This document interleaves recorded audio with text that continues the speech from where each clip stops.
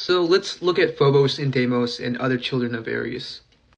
So Phobos and Deimos are both twin sons of Ares and Aphrodite, and Phobos is the personification of fear and panic, while Deimos is the personification of terror and dread.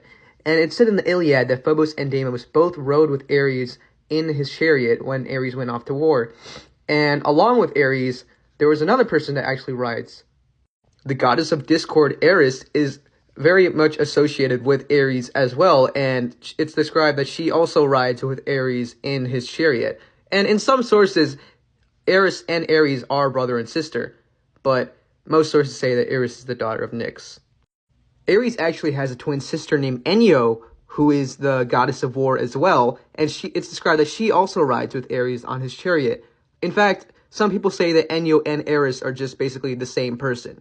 And Ares has a son with his sister Enyo named Enyalius, who also rides in the chariot with Ares. And actually, in the Iliad, Ares is described as Enyalius, like this is an epithet that he has.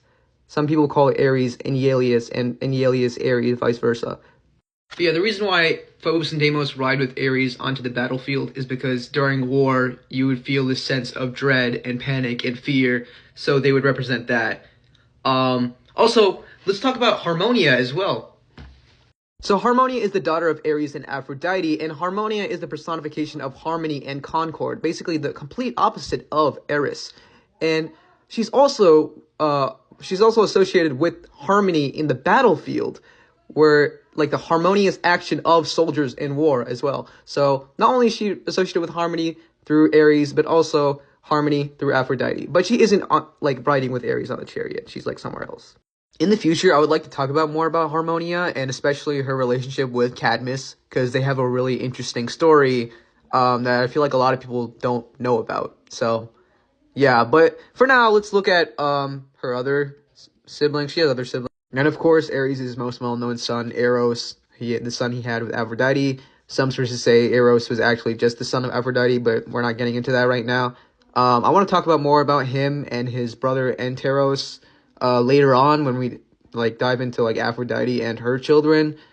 But yeah. Also in the last video I mentioned how Ares is the father of the Amazons, like Hippolyta, and Antiope and Penith, whatever that I'm not gonna say that name. But yeah, that's just an overview of some of Ares' children.